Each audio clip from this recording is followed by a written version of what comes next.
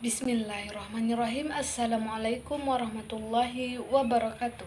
Selamat pagi dan salam sejahtera buat kita semua. Perkenalkan, nama saya Rodatul Jannah. Saya dari Prodi Komunikasi Penyiaran Islam, jurusan Dakwah dan Komunikasi Islam, Sekolah Tinggi Agama Islam Negeri Stain Bengkalis. Dalam hal ini saya membuat video ini untuk memenuhi tugas teori komunikasi yang langsung dibimbing oleh Ibu Hikmah Muftiana M1kom MA. Di dalam video ini saya akan menjelaskan dua model dalam komunikasi kelompok. Yang pertama adalah model Visser dan yang kedua adalah teori perkembangan kelompok. Masuk yang pertama adalah model Visser.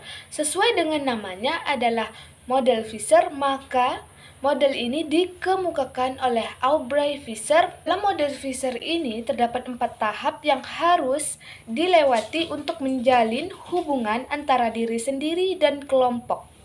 4 tahap ini adalah yang pertama orientasi, yang kedua adalah konflik, yang ketiga adalah pemunculan, dan yang keempat adalah peneguhan.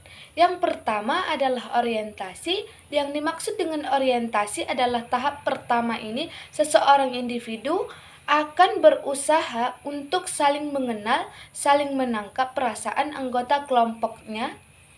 Sebagai contoh, masuknya pertama kuliah, tentu kita harus saling berkenalan kepada teman-teman sekelas untuk mengetahui lebih dalam bagaimana watak dari seseorang di dalam kelas tersebut. Dalam tahap orientasi ini cenderung mendapatkan perbedaan tanggapan dan perbedaan pendapat. Dikarenakan apa? Dikarenakan di dalam kelas ini belum mengenal antara satu dengan yang lainnya, masih dengan egonya masing-masing. Lalu tersambunglah tahap yang kedua, yaitu konflik. Jadi dengan perbedaan tanggapan dan perbedaan pendapat ini tadi, terjadilah konflik di dalam kelas tersebut. Dalam tahap yang kedua ini, tentunya seorang individu akan mempertahankan apa pendapatnya dan tidak ingin mengetahui dan menanggapi tanggapan dari orang lain dikarenakan belum mengenal watak dari anggota kelompoknya di dalam kelas tersebut. Tahap yang ketiga yaitu pemunculan. Pada tahap ini, setiap individu mengurangi tingkat perbedaan pendapat, yaitu mencari solusi dari konflik yang tengah-tengah terjadi. Jadi, mencari solusi dari permasalahan tersebut. Tahap yang keempat ini adalah peneguhan, di mana tahap ini merupakan tahap terakhir, yaitu bagaimana para individu memperteguhkan suatu pendapat tersebut untuk menjadikan keputusan dari perbedaan-perbedaan pendapat tadi.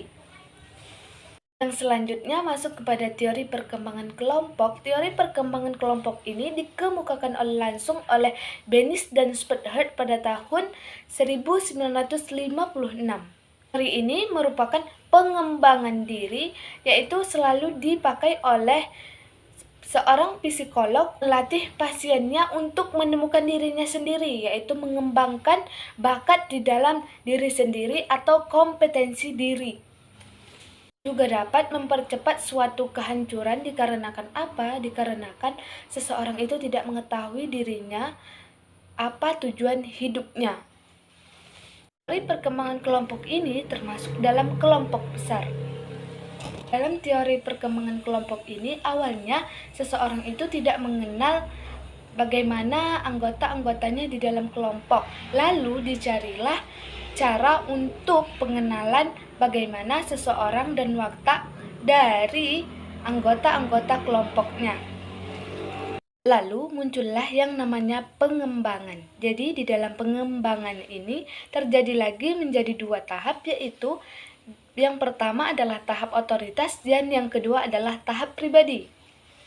Masuk tahap yang pertama yaitu tahap otoritas adalah yang dimana tahap ini memiliki keraguan ketergantungan dapat dicairkan, terdiri dari 3 subtahap, yaitu yang pertama adalah tahap ketergantungan, yang kedua adalah tahap pemberontakan, dan yang ketiga adalah tahap pencairan.